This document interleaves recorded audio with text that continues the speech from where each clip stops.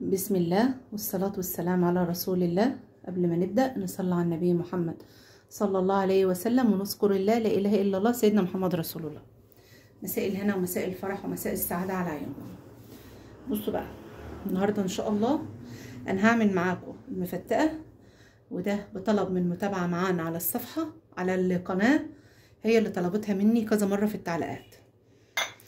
فأنا هعمل معاكم المفتقة علشان خاطر عيونها اسمها هنا.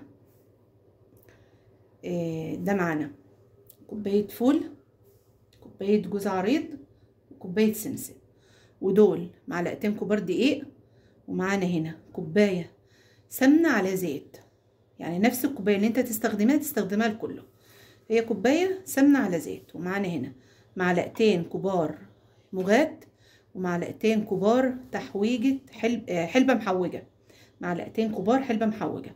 ومعايا هنا كيلو ونص عسل. اللي شاف فيديو الكبيس طبعا هو عارف احنا عملناه ازاي.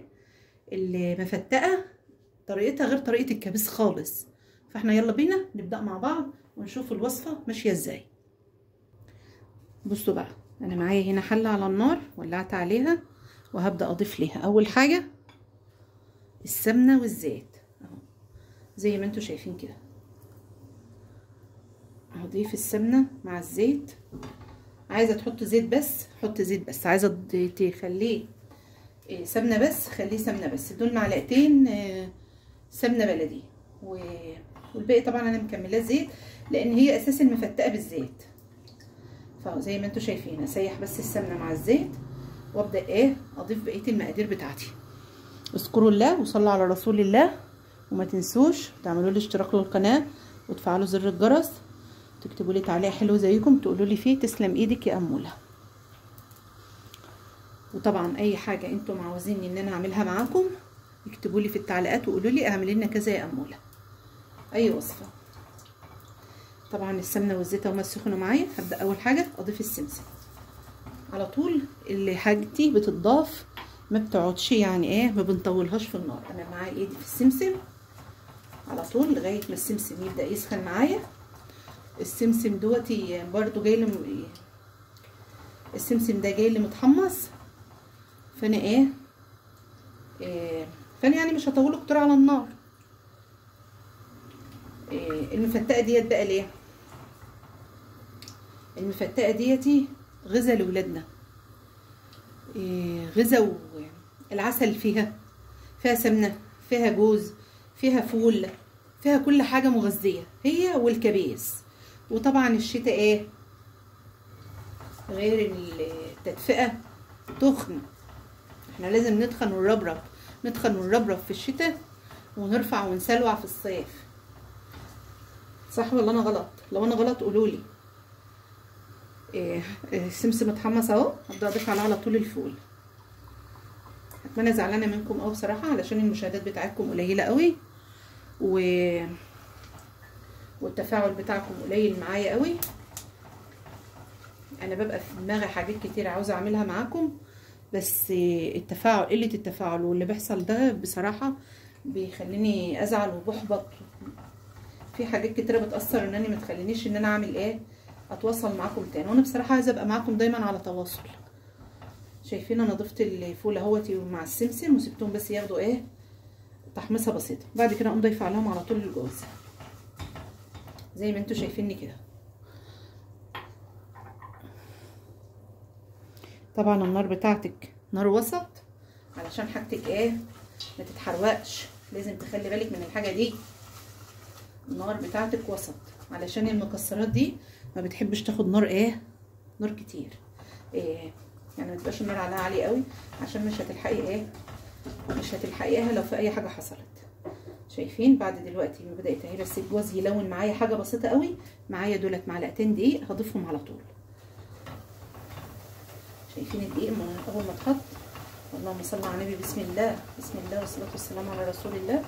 طبعا الدقيق بتاعي ياخد تحميصه بسيطه، يعني يطلع الرطوبه بتاعته اللي فيه زي ما انتوا شايفين كده اهي، يعني تديله تقليبه يعني تقليبه حلوه زي البشاميل.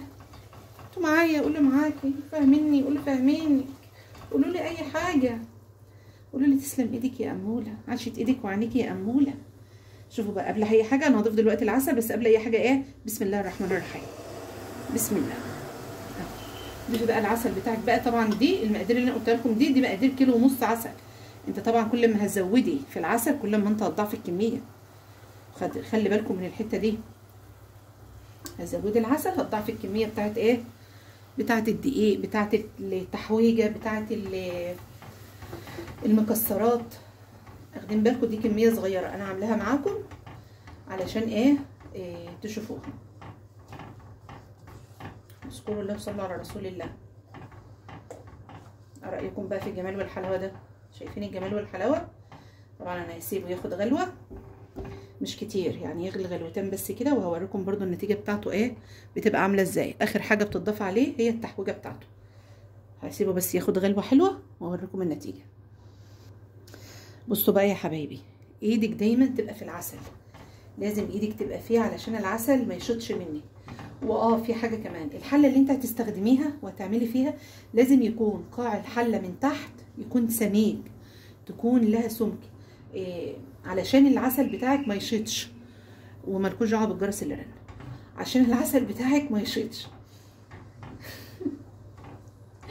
ولادي ربنا يهديهم كل شويه رايحين جايين يجرسوا. هو ابن واحد الصغير بتاعي هو دوت اللي هابلني، رايح جاي يجرس عليا، بيمتحن اليومين دول وربنا يهديه. شايفين اهو، انا ايدي دايما في العسل علشان العسل ما يشطش من تحت. دايما تخلي بالك من الحته دي، وخلي بالك العسل ما يفرش. لو انتوا تابعتوا فيديو الكبيس، يعني ايدي دايما كانت في العسل علشان ما يفرش، لان العسل لو فر اللهم اكفنا شر النار وعذابها يا رب، اللهم امين. قولوا اللهم امين. اللهم ارزقنا جميعا شربة هنية من يد نبينا الحبيب محمد، شربة لا نظمأ بعدها ابدا. واللي وصل لنهاية الفيديو للحتة اللي انا قلت فيها الدعاء دوتي يكتب له الدعاء علشان اعرف ان انتوا وصلتم للحتة ديت وشفتوها، واللي ما وصلش هعرف عشان مش هيعلق. شوفوا بقى ساعتها انا هعمل فيكم ايه. شايفين ايه ده على طول في العسل ازاي؟ العسل انتوا واخدين بالكم ان هو صاد اهو، بس هو لسه هيتقل دلوقتي ايه لما يبرد، بس طبعا لسه بدري على الموضوع ده ما يبرد يعني. شايفين العسل صايت ازاي علشان هو سخن. لازم العسل بتاعك يكون عسل حلو، تكوني جايباه من حد مضمون، يكون عسل بيور اصلي، لازم يكون من الحلو، لان في عسل بيجي مغشوش اول ما بتحطيه على النار بيديلك مراره على طول. لازم تكوني اللي انت هتجيبي منه تكوني واثقه منه ان هو حاجته كويسه، وتكوني متعامله معاه قبل كده. طبعا المغات والتحويجه بتاعت الحلبه المعقوده، الحلبه المحوجه يعني، هي دي بالمناسبه اسمها حلبه معقوده او مفتقه. هي يعني لها الاسمين.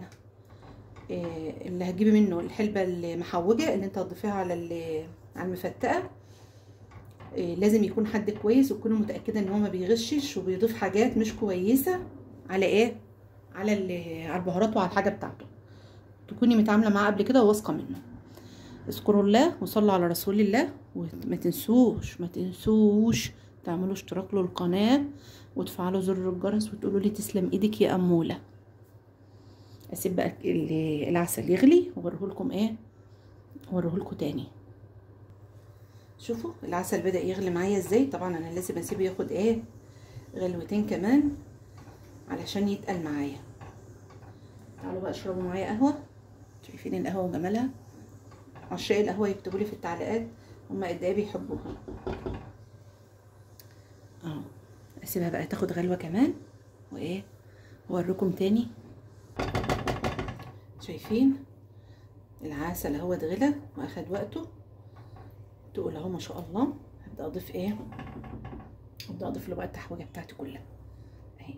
هو بياخد شويه تحويجه زياده شويه عن الكبيس، بس عشان ايه، كله علشان خاطر ولادنا وغذا ليهم.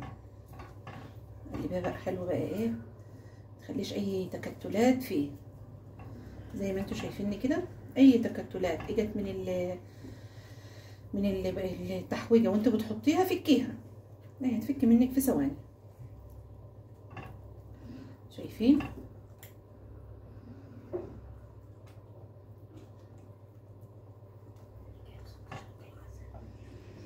شايفين الجمال والحلاوه؟ مفيش يسلم ايدك يا اموله، مفيش. انا زعلانه منكم قوي قوي قوي، زعلانه منكم زعل ما زعلتوش في حياتي، بس زعلانه برضو منكم. اسيبها بقى تاخد غلوه صغنونه. هي بدات اصلا تغلي لوحدها، مش محتاجه لسه ان انا ايه اقفل في الكاميرا وارجع تاني.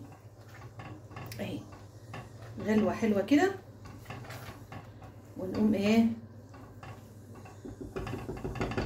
اهي شايفينها كده تمام التمام التمام. اقوم طافيه عليها، هتسيبيها لما تبرد وتعبيها في برطمانات. وشكر خاص تاني للمره التانيه لحبيبه قلبي، حبيبه قلبي هنا السقه، عشان هي اللي طالباها مني وطلبت مني ان انا اعملها لها. تحيه شكري ليها، لان من اكتر المتفاعلين عندي على القناه. بحبك يا هنهون، عملت لك المفتقه اللي انت طلبتها مني.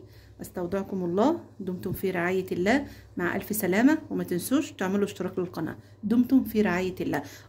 بعد ما تبرد بقى انت تسيبها كده لغايه لما تبرد، وبعدين تعبها بقى في البرطمانات بتاعتك بقى وفي العلب، وتاكلوها بالف هنا وعافيه على قلبكم يا رب. استودعكم الله، مع الف سلامه.